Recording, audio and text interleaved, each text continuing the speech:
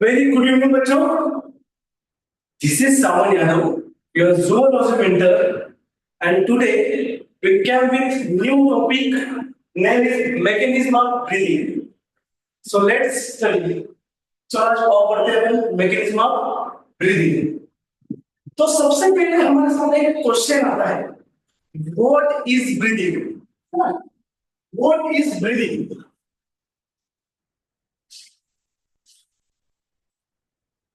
Breathing. Okay. Breathing basically है क्या? सुनना है सरल शब्दों में कहूं तो एटमॉस्फेरिक एयर का लंग्स में जाना और लंग्स से एलुलर एयर का एटमॉस्फेयर में वापस जाना। क्या होगा? ब्रीदिंग एटमॉस्फेरिक एयर से लंग्स में आएगी और लंग्स से एटमॉस्फेयर में वापस जाएगी, इसको हम बोलेंगे breathing. Okay, breathing basically has two stages. Okay, what one is inhalation, inhalation, and another one is exhalation. Which are two stages? Inhalation and another one is exhalation. Inhalation को हम inspiration भी कहते हैं और एक्सलेशन को expiration भी कहते हैं. ठीक है, अब एयर बेसिकली, अब बात करते हैं एयर बेसिकली मूव क्यों करती है. भाई there will be any reason? No. So हम इस कारण को जानने के लिए फिजिक्स के कुछ लॉज को पढ़ते हैं, कुछ प्रिंसिपल को पढ़ते हैं. तो एयर का मूवमेंट एटमॉस्फेयर से लंग्स में पता भी क्यों है. अब इनहेल और एक्सहेल कहीं क्यों आते हैं, है ना? तो लेट्स स्टडी सम फिजिक्स. तो मैं कुछ प्रिंसिपल की बात करूंगा. Principles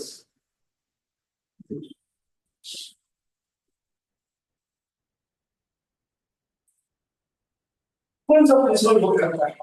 we all know that air move from high concentration to low concentration. पता है कि फिजिक्स में पढ़ा दूंगी, एयर का मूवमेंट हमेशा high concentration to high high atmospheric pressure to low atmospheric pressure होता है. ठीक है, तो यहाँ पे मैं लिख दूं air is air move moves from high pressure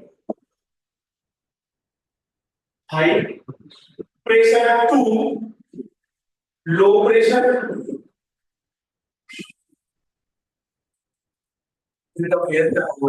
High pressure to high atmospheric pressure to low atmospheric pressure. This is the first principle. And दूसरा प्रिंसिपल जो हमें मदद करता है मैकेनिज्म ऑफ ब्रीथिंग समझने के लिए, वो है बॉयल्स लॉ. क्या कहता है? Boyle's law.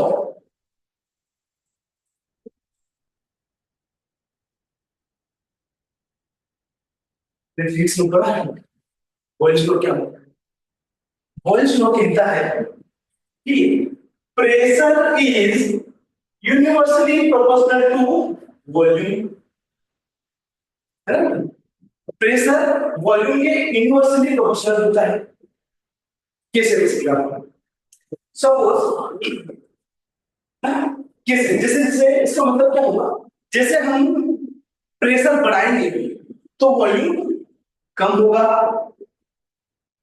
ठीक है, जैसे जैसे प्रेशर हमने कम करा तो वॉल्यूम ज्यादा हो जाएगा, यूनिवर्सली प्रोपोर्शनल. एक छोटा सा एग्जांपल देके समझाता हूं कैसे. सपोज हमने एक कंटेनर लिया, वे हम देखा ना कंटेनर, इस साइज के कंटेनर में हमने 1 kg 1 kg एलपीजी ले ली, लिक्विड पेट्रोल इंग्लिश. इस साइज के कंटेनर में हमने 1 kg एलपीजी ले ली. ठीक है, इसमें कोई भी प्रेशर रहा होगा, कोई भी वॉल्यूम रहा होगा, तो इसका वॉल्यूम फिक्स है। अब मैंने इसी अमाउंट ऑफ गैस को एक बड़े से कंटेनर में ट्रांसफर कर दिया। ध्यान से सुनना, सेम अमाउंट ऑफ गैस को मैंने किस में ट्रांसफर कर दिया? बड़े वेसल्स में ट्रांसफर कर दिया। तो इसमें भी क्या कर दिया हमने? 1 kg एलपीजी। अब मैंने क्या करा? वॉल्यूम को इंक्रीज कर दिया। ध्यान से सुनो, हम क्या कर रहे हैं? वॉल्यूम को इंक्रीज कर दिया। जैसे ही वॉल्यूम बढ़ा तो प्रेशर, इसके अंदर का प्रेशर कम हुआ है।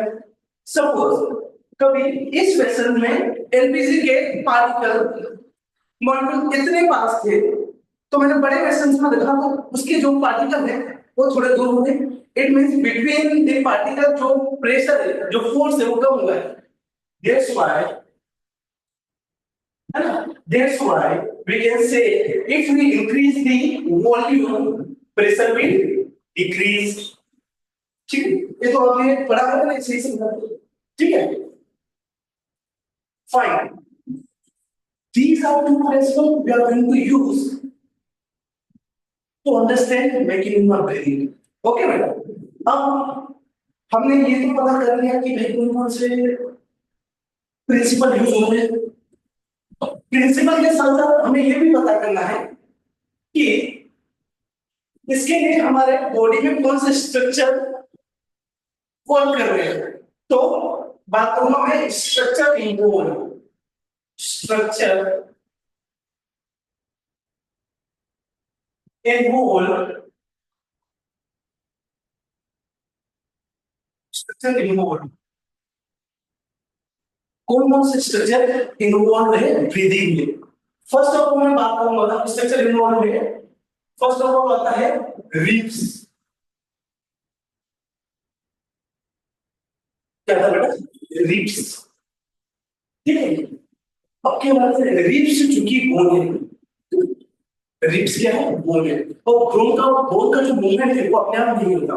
You all know that bone के मूवमेंट के लिए रिक्वायर्ड होते हैं उससे एसोसिएटेड मसल्स, तभी जाके रिब्स मूव होगी।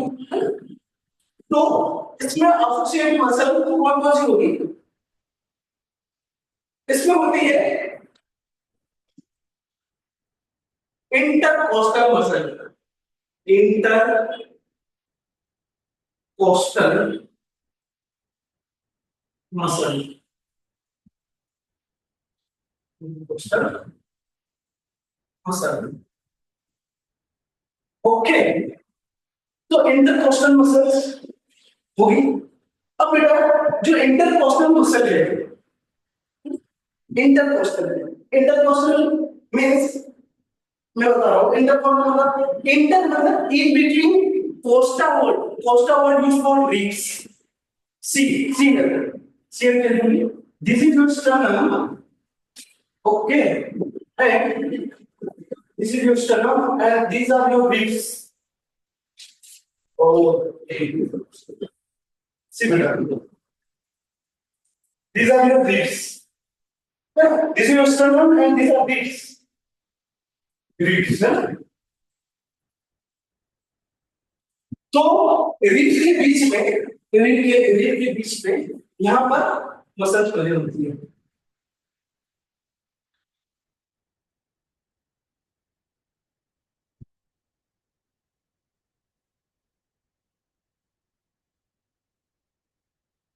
ये मसल्स बनी होती है। ये दो तरह की मसल्स होती है। Intercostal muscle are two type. One is external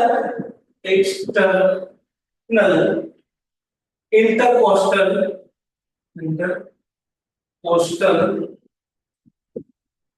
muscle,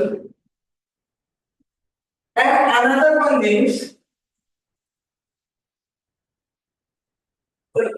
external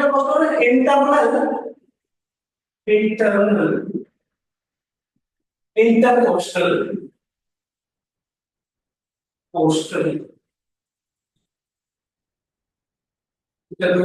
intercostal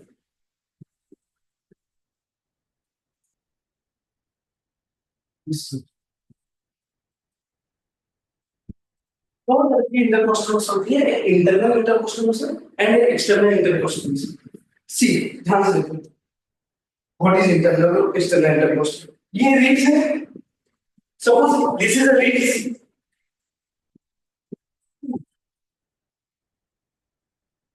these are ribs। अब ये रिब्स है, रिब्स का पिछला भाग जो मेरे लंग्स के करीब है उधर होती है इंटरनल इंटरकोस्टल मसल, और ये रिब्स के जो बाहर वाली है ना, बाहर वाली जो मसल्स होती है उसको एक्सटर्नल इंटरकोस्टल मसल बोलते हैं। ठीक है, तो ये बाहर वाली मसल होती है इसको एक्सटर्नल इंटरकोस्टल मसल, और जो लंग्स के तरफ पीछे लंग्स के पास है वो इंटरनल इंटरकोस्टल मसल होगी। So these are two type of intercostal muscle, and the third one is your diaphragm.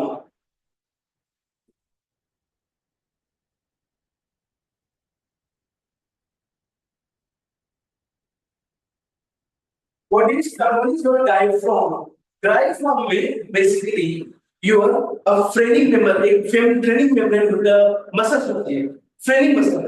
phrenic muscle क्या करते हैं? phrenic muscle में मूवमेंट होता है, उसमें एक कॉन्ट्रैक्शन होता है, इसकी वजह से आगे बढ़ेंगे ब्रीथिंग में वो मदद करती है, तो इसमें फ्रेनिक मेम्ब्रेन मसल होती है।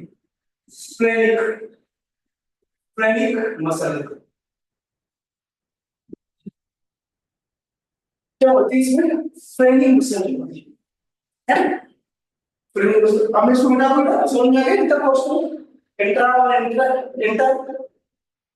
ओके, सो बेसिकली हमें मैकेनिज्म ऑफ ब्रीथिंग को समझने के लिए मैकेनिज्म ऑफ ब्रीथिंग क्या होता है? इनहेलेशन एंड एक्सहेलेशन, एयर का लंग्स से जाना और एयर का लंग्स से बाहर आना, अंदर जाना इनहेलेशन, बाहर जाना एक्सहेलेशन। अब इसको समझाने के लिए हम दो प्रिंसिपल पढ़ते हैं, उसका नाम है, एक है फिजिक्स में दो प्रिंसिपल पढ़ते हैं कि atmospheric air high concentration to high atmospheric pressure to low atmospheric pressure move करते हैं, बोल्स लॉ जो कि मैंने आपको दिया है। उसके साथ साथ कुछ एसोसिएटेड कुछ स्ट्रक्चर इन्वॉल्व होते हैं ब्रीथिंग के, नाम ये है ribs, internal intercostal and external intercostal. Okay, और तीसरा है डायफ्राम। अब अब मैं बात करता हूं कि जब हम इनहेलेशन की बात करेंगे, इनहेलेशन में बेसिकली क्या होता है? हम एटमॉस्फेरिक प्रेशर को अंदर लेते हैं, है ना। अब इन दो दो जो प्रिंसिपल अपन पढ़े हैं, तो दो प्रिंसिपल को हमें यूज करना है। इन दो प्रिंसिपल को हमें यूज करना है इसमें मैकेनिज्म ऑफ ब्रीथिंग समझने के लिए। जब भी इनहेलेशन होगा, आपको एक चीज हमेशा ध्यान रखनी है, इनहेलेशन में क्या होगा? यू एफ ओ, है ना बेटा? इनहेलेशन में क्या होगा? U F O. U is stand for upward, F is stand for forward, and O is stand for outward.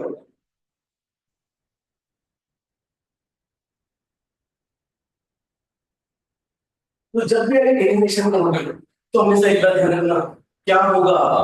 UFO। You मतलब अपवर्ड, एफ मतलब फॉरवर्ड, एफ ओ मतलब आउटवर्ड। तो सबसे पहले हम रिच की बात करेंगे, तो रिच का मूवमेंट क्या होगा? देखना, यूएफओ रिच में क्या होगा? UFO upward, forward and outward, है ना। हमने प्रिंसिपल पढ़ा कि एयर को हमें इनहेल करना है, इनहेल करना है, तो इनहेल करने के लिए हमें क्या करना पड़ेगा भाई? एटमॉस्फेरिक जो प्रेशर है हमारे अंदर का, जो थोरेसिक प्रेशर है, थोरेसिक प्रेशर को क्या करना पड़ेगा? कम करना पड़ेगा। थोरेसिक प्रेशर कम कैसे होगा? जब हम वॉल्यूम को बढ़ाएंगे, तो इनहेलेशन में बेसिकली क्या कर रहे हैं? वॉल्यूम को बढ़ा रहे हैं, है ना। तो वॉल्यूम को बढ़ाने के लिए क्या होगा? यूएफओ। तो रिब्स कैसे मूव करेगी? Upward, forward and outward. इससे क्या होगा? जो अपना थोरेसिक कैविटी है उसका जो साइज है वो इंक्रीज हो जाएगा, है ना। लंग्स का साइज इंक्रीज हो जाएगा थोड़ी सी, तो अंदर का प्रेशर कम हो जाएगा। हमने पढ़ा था, वॉइस वाटर पढ़ा था, जैसे ही मैंने बड़ा क्वेश्चन करा था तो उसमें क्या हुआ था, प्रेशर कम हो गया। तो ठीक उसी प्रकार हमने जैसे ही थोरेसिक कैविटी को बड़ा करा तो उसमें वेसल्स अंदर कैविटी बड़ी हो गई, बड़ी हो गई तो उसका प्रेशर है वो कम हो गया, तो एयर अंदर चली जाएगी। दूसरी बात करते हैं, इसमें क्या वर्क करेगी आपकी एक्सटर्नल इंटरकोस्टल से भी काम करेगी। क्या करेगी? External intercostal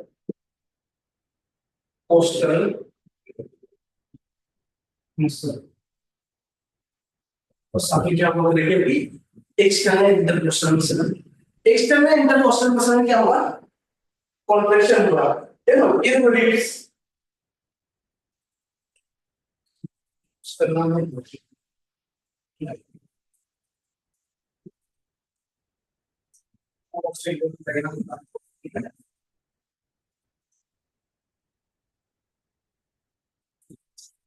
external intercostal muscle, हमारे एक्सटर्नल इंटरकोस्टल मसल है, तो इस मसल में कॉन्ट्रैक्शन होगा तभी तो मसल को पुल करेगा। जैसे इसने मसल को पुल करा तो कैसा मूवमेंट होगा? अपवर्ड और फॉरवर्ड, स्टर्नल का भी मूवमेंट होगा, है ना? तो इसलिए एक्सटर्नल इंटरकोस्टल मसल काम आएगा।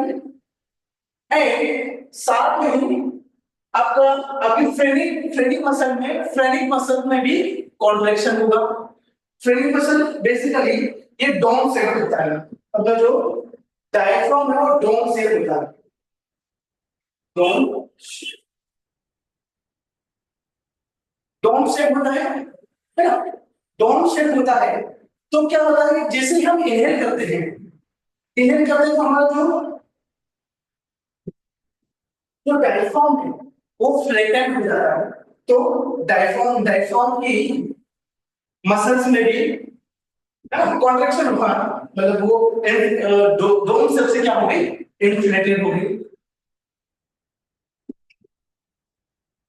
इन्फ्लेटर हो गई।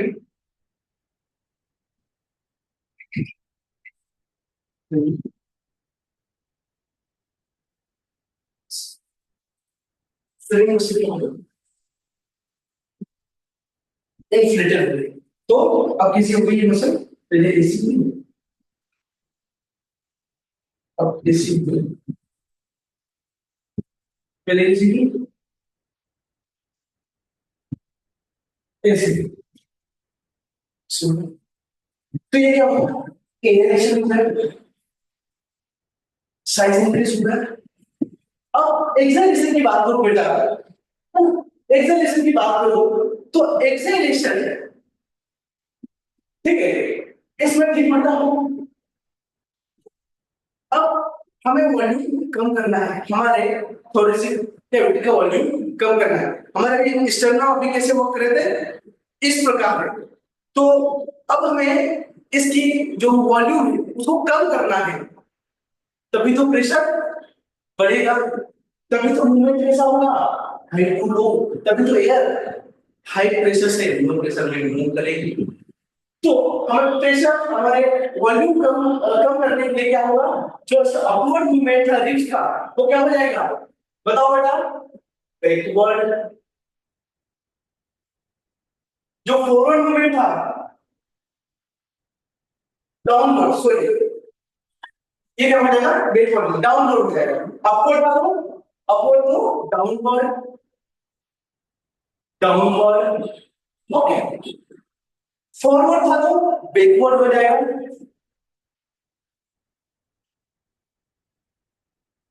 एंड आउटवर्ड था तो इनवर्ड हो जाएगा।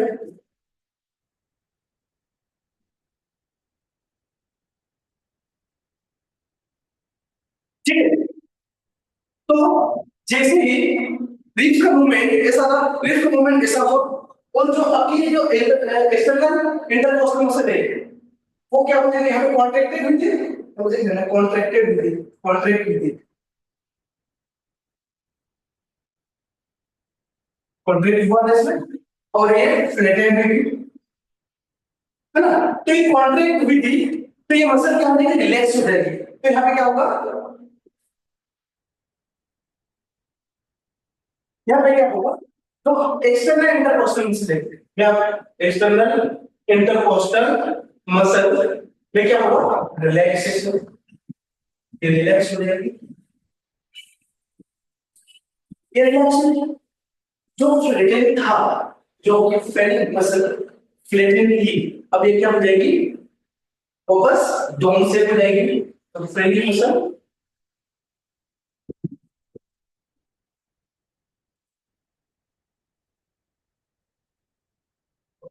डोम से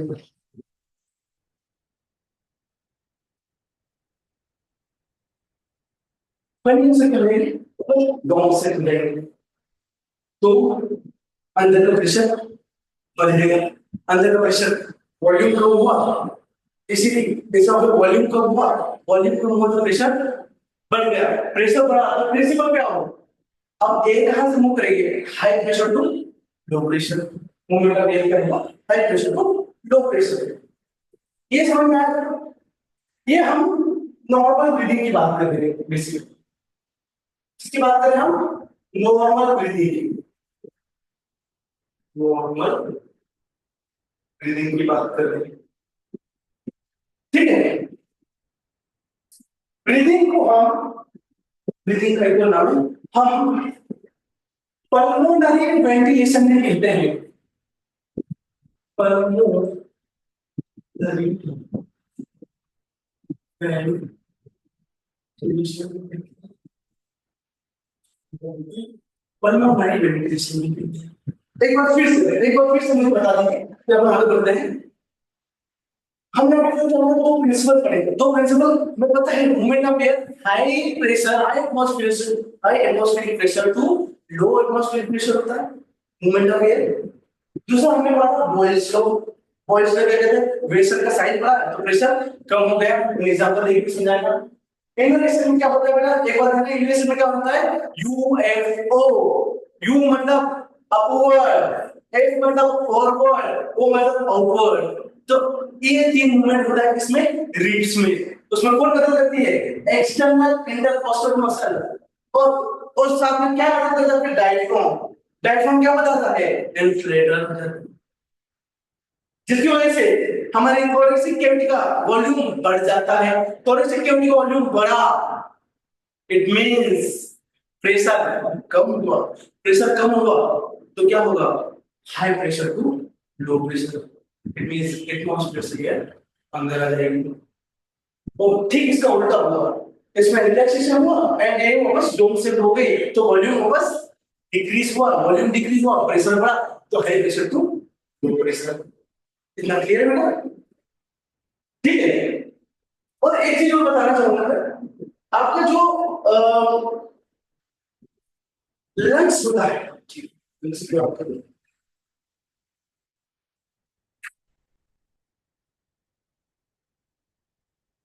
लंग्स, ठीक है,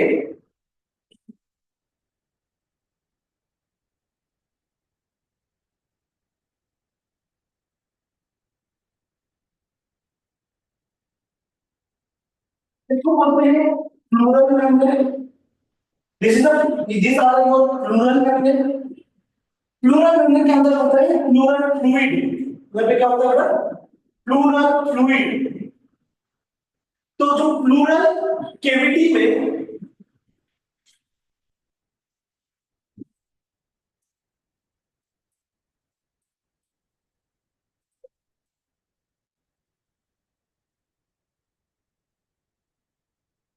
के अंदर प्लूरल फ्लूइड होता है, जो इंट्रा प्लूरल प्रेशर होता है लंग्स का, वो बेसिकली नेगेटिव होता है, ये पता है, इसका इंट्रा प्लूरल जो प्रेशर होता है वो नेगेटिव होता है, इसका नेगेटिव इसलिए इसलिए होता है, कभी ये पॉजिटिव हो तो ये क्या करेगा, जो ये प्रेशर इसमें एक्सर्ट करेगा आपके लंग्स पर, और लंग्स पर जैसे उसका प्रेशर एक्सर्ट करा तो क्या होगा, आपके लंग्स को कोलैप्स करने की प्रोबेबिलिटी बढ़ जाएगी, ऑब्वियसली लंग्स कोलैप्स हो जाएंगे, इसलिए जो इंट्राप्लूरल प्रेशर होता है वो क्या होता है, नेगेटिव होता है, इंट्राप्लूरल प्रेशर क्या होता है, नेगेटिव होता है, ठीक है।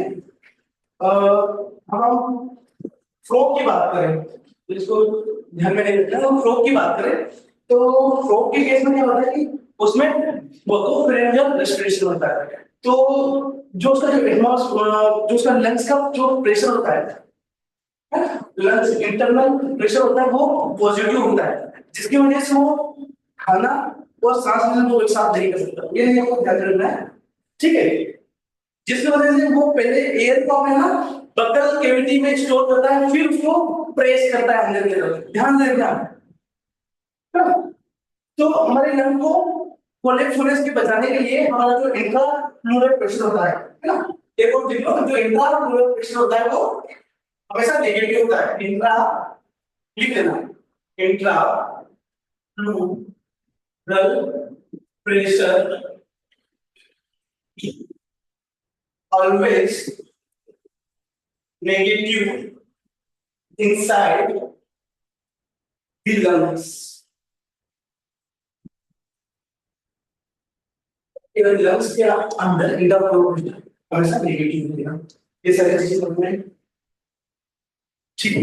अब हम बात करते हैं फोर्सफुल एक्सपायरेशन, ठीक है। अब चला रखिए बेटा, इसका स्क्रीनशॉट भी ले सकते हो आप, ठीक है। अब मैं बात करता हूँ फोर्सफुल ब्रीथिंग की।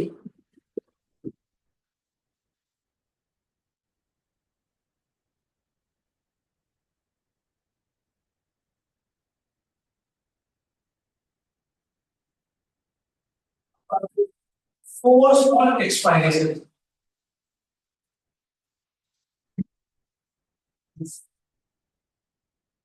It's exhalation. Forceful exhalation.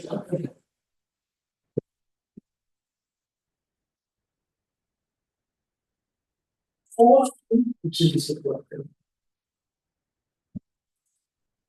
Forceful exhalation की बात करेंगे तो सबसे पहले एक चीज को ध्यान में रखो, कपालभाति ध्यान रख सकते हैं। हम कपालभाति में क्या करते हैं, है ना, जो हमारे अंदर का जो एयर होती है उसको हम फोर्सफुली एक्सहेल करते हैं, है ना, फोर्सफुली बाहर निकालते हैं, है ना। कपालभाति में बाबा आपने जो देखा सुबह सुबह, तो जो अंदर की जो हवा है उसको फोर्सफुली बाहर निकालते हैं। तो उस केस में क्या होता है सुनना, फोर्सफुल एक्सेलेरेशन में क्या होता है, आपकी सबसे पहले कौन से रिब्स की बात करें तो रिब्स, रिब्स में भाई क्या मूवमेंट होगा, downward downward inward and downward inward and forward backward. ये साथ ही साथ यहाँ पर जो जो हमने नॉर्मल एक एक्सपीरियंस की बात करी थी उसमें क्या हुआ था, उसमें क्या होता था जो एक्सटर्नल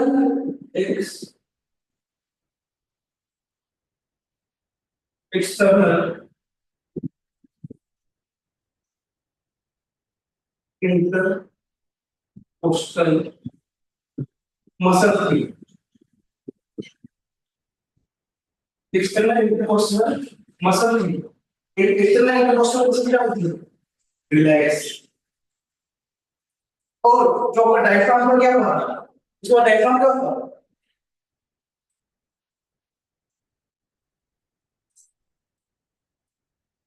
प्लेटफॉर्म क्या होगा, बस डोम से डोम लेकर नॉर्मल वापस अपने ओरिजिनल सेल में आ गया था।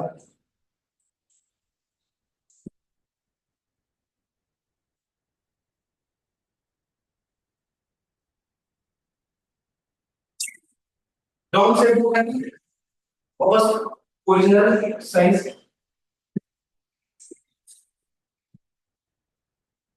साइज तो ओरिजिनल साइज का। और ये चीजें हमें पढ़ी, ये क्या बोला हमने, नॉर्मल एक्सपायरेशन,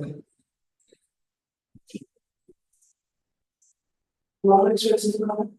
इसके अलावा यहाँ पर आपकी जो इंटरनल इंटरकोस्टल मसल है उसमें कॉन्ट्रेक्शन होगा, ताकि बस ये इसको स्टार लगना, इसमें ये चेंजेस आएगा। क्या होगा, internal internal inter intercostal muscle,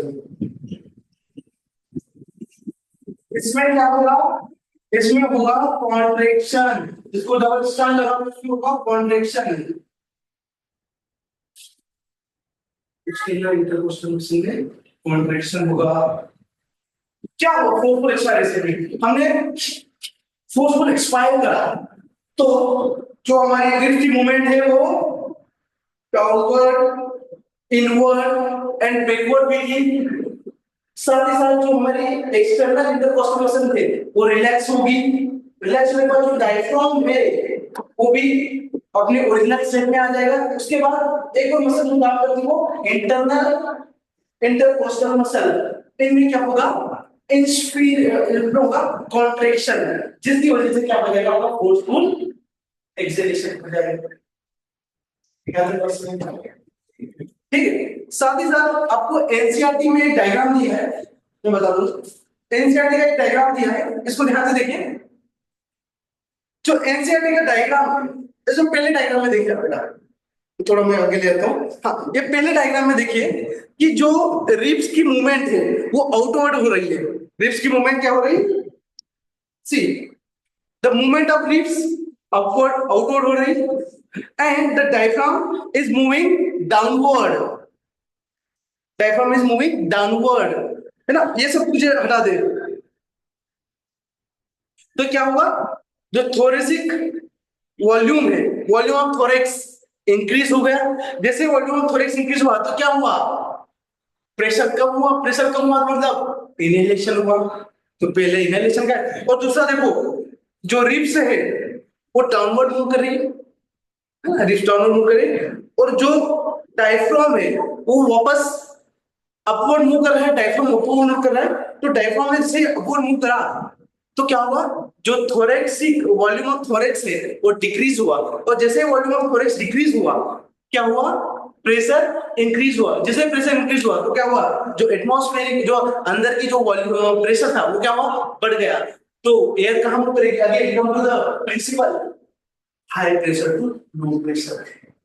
ठीक है बेटा, इतना समझ में आया। Okay, thank you so much.